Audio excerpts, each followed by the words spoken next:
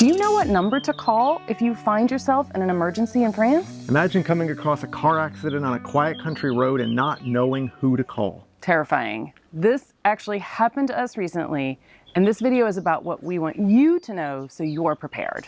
Hey, I'm Jason. I'm Raina. We're Baguette Bound. We're an American family living in the French countryside since 2022. We talk about moving, adjusting, and enjoying your life in France. So, not long ago, we were coming home from visiting friends. We were driving one of those curvy backcountry roads through the vineyards. Beautiful, but tricky. And up ahead, we see 2 or 3 cars pulling off the road to the side. So we weren't sure what was happening. We thought like maybe there was something in the road, but as we got closer, we could see there was something in the field off to the side of the road. Suddenly, I see that it's not just a thing, it's a person. Lying face down, motionless, arms and legs splayed out, and we see a motorcycle there crumpled in a ditch about 100 feet away. At this moment of realization, it was just a terrifying moment in the car. Yeah, even now as you're describing it, I have this pit in my stomach. So Jason pulled over and I jumped out of the car. I started running up to the person, not knowing exactly what I was gonna find.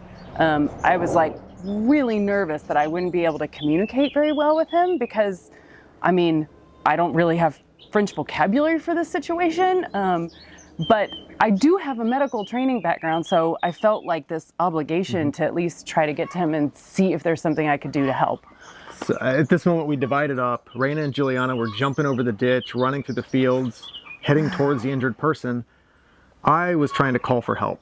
And I knew that there were a variety of different numbers that I could call for different situations, and my head kind of just spun for a moment, like, who do I call?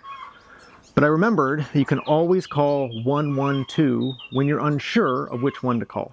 112 is the emergency number in Europe.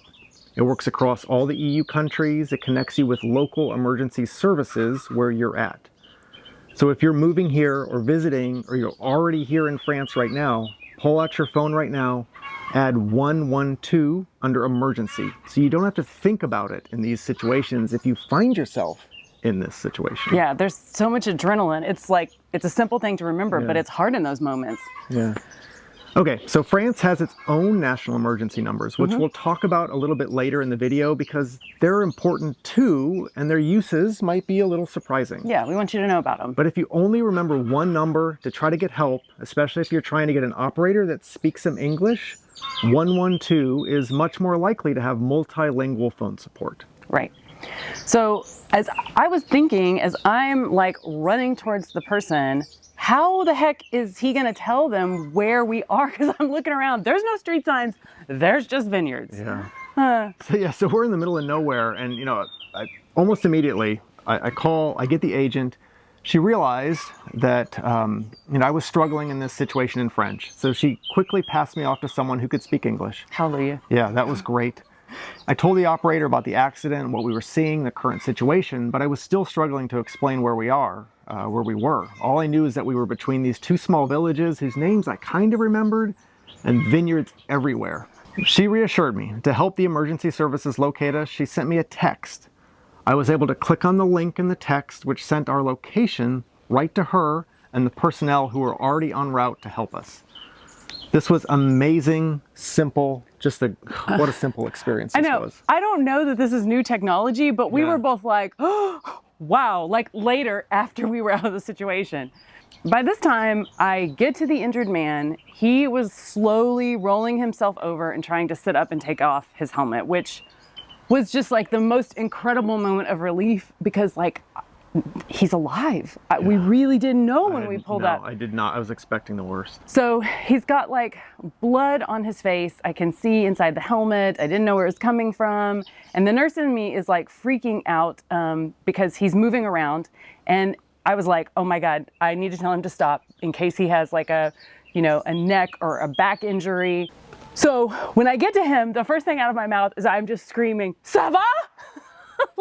which feels kind of silly because I mean, that's what I say to my friend when I, greet her on a Tuesday and everything's normal. But that was just like the first French that came out of my mouth. But before I could say anything else, he takes off his helmet and he's like touching his face And then he looks at me, he's like, "Oui." So clearly, both of us can't believe it from the looks of the motorcycle and how far away he was. And from that point on, we were just waiting with him, helping him clean the blood off his face. It turned out to just be like literally a little scratch on his forehead, which was crazy.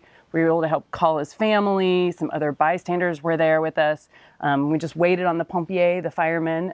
They got there in around 15 to 20 minutes, which I thought was pretty good considering where we were. Yeah. And then by the time they loaded him up in the ambulance to take him to the hospital just to check and make sure everything was okay internally, he was like joking and laughing about who was going to come to assess and treat his motorcycle. I don't think it worked out so well for the motorcycle. No. But okay, so 112 is the only number that you need to remember to start with. Keep your lives simple. 112 is the number to call if you're unsure. Yeah. But we do want you to know you're probably going to see some other emergency numbers in France, posted places. And we want you to know like how they work and how they're different than in the US, because I found this a bit confusing when we first arrived since it is different. Sure. In the US, we have really just one number, 911. No matter what type of emergency you're experiencing, you call 911. This is kind of similar to the EU 112 number that we just talked about. In both cases, it can still be a bit of an extra step because you're calling an operator. Then the operator has to determine which emergency services you need, where you are, and then forward your request on to the people who are actually going to help you. These operators are super efficient. They can do this very quickly, but it does kind of take some time. Yeah, so France actually has 3 national emergency numbers that allow you to just call the service that you need directly and kind of bypass this being rerouted by the operator. So here in France, these numbers are 18. 18 is for the fire brigade or Pompiers. The number is not just for fires though. They can also respond to dangerous accidents or even medical emergencies because they're often able to be the fastest on the scene. The Pompiers in France, just like the fire department in the US, have training to handle all kinds of hazardous situations, including varieties of medical emergencies out in the field. Next number, 17. 17 is for the police. Also, just like in the US, you call this number for situations where you've experienced a criminal act, you feel threatened or need help, or you need to report some type of suspicious activity that you see around you. Right. The next number, 15, for the SAMU, or the Emergency Medical Services. That's SAMU, SAMU. So the Emergency Medical Assistance Department, this number, it kind of feels like it should be 911 in the US, but it's actually more than that. Right.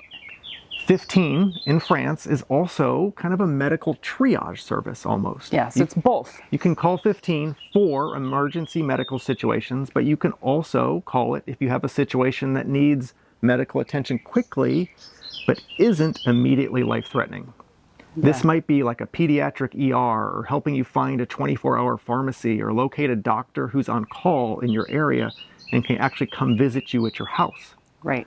The SAMU service will help connect you with services that you actually need, which you may not even know exist because maybe you're new in the country. And then if they determine you really do need to go to the ER, they'll actually probably send an ambulance and you're going to be seen much faster in the ER when you come by ambulance. So that's all kind of better.